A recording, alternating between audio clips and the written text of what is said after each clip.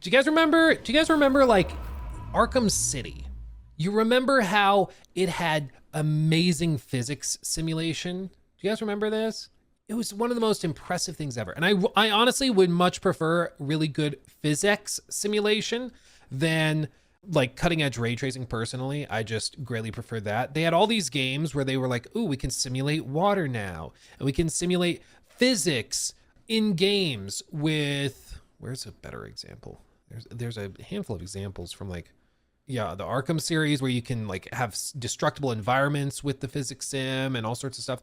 Well, there's a story that I could not believe, but apparently is in fact true, that because of some of the choices they've made with the new 50 series Nvidia cards, those games very likely will just run better on 40 series cards than 50 series cards, which is unbelievable. But it's because Nvidia has quietly removed support for PhysX in its latest graphics cards, the company confirmed this week, after buyers noticed that PhysX games like Borderlands 2 were mysteriously taxing their CPU instead of their GPU, and either chugging or failing to work at all.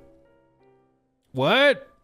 Nvidia points to a support page from January where it did say that the RTX 50 series would not support 32-bit CUDA applications, but that page doesn't explicitly mention PhysX, and the company's other PhysX support pages are several years old.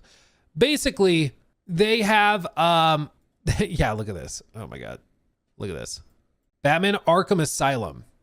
If you are playing with PhysX turned on, it uses on the 4090, it can run with that. But if it has to calculate it through the CPU, it causes horrible frame rate loss. Like if you turn off PhysX, you're getting 350 frames a second. You're doing like really, really well. But God forbid you have anything else. Like this is unbelievable. I cannot believe that they just casually broke these games for people that would want to run with all of that. Like I'm a little shell shocked. So yeah. I don't know what else to really say. I find it baffling that they would just disable that. Because honestly, is it really that taxing? Like, is it really that demanding? There's no way it's that demanding, right? Like maybe it is 32 core CUDA application, but what are they really saving by disabling PhysX sim stuff? Like what? Anyway, if you were hoping to play any sort of Batman Arkham Asylum, Batman Arkham City, any of these games, just be prepared. Now it has to run the PhysX stuff on your CPU if you want that turned on.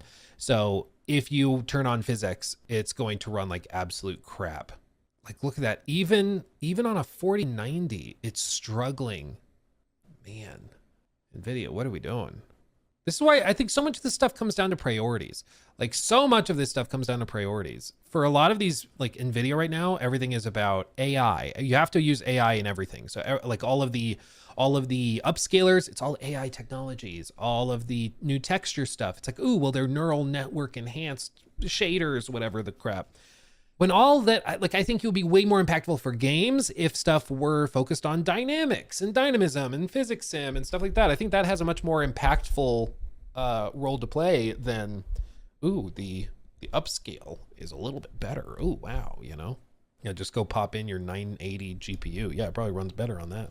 We need the space for more fake frames, duh. Yeah, I mean, for real. Unfortunately, I really think this year we're just going to see more and more examples of games that are built with the assumption you're going to be using frame generation and everything on. Even in the Monster Hunter Wilds like beta thing that they did, in the initial setup when you like put in, oh, what resolution do you want to run at, all this, it asks you to turn on frame generation, which to me is insane. Like the fact that they're just asking you up front before even doing anything else, yeah, you should turn on this thing that generates fake frames. That's just crazy to me. But I think that's the new standard. I think nowadays, and especially moving forward, they're just going to keep building games with the assumption that you're going to run with all of this stuff cranked out the ass, and games are going to run worse and worse because you don't have to push it. I know some people, I saw somebody comment on one of our videos we did on it, and they were like, well, it's actually, optimization is not going to be a problem in the future because we're going to have AI tools that can optimize games for you. Which, I mean, maybe. Let me say it that way. Maybe that eventually happens. As of right now, the AI tools don't seem to be helping that much with optimization because it's a lot more complicated than like, hey, Copilot, ChatGPT, whatever. Can you optimize my video game for me? And then it optimizes it. Optimization in games is like a very complicated process.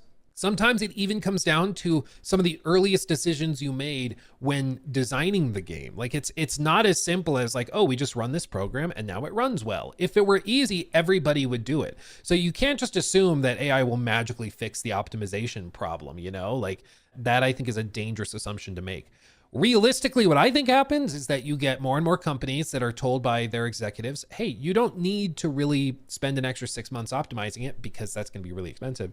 So let's just put it out as it is now. And to hit the frame rates people want, we'll just crank frame generation and all these upscalers, whatever. Yeah, the hardcore gamers will notice, but the average consumer probably won't notice. It'll be whatever. And I honestly, they're probably not wrong. Like I think a lot of the average players out there are not going to notice the ghosting on the back of a tire when you're playing Mafia 3. Like they're just not. And so why would they spend months optimizing if they don't need to bother with it for the average gamer? You know?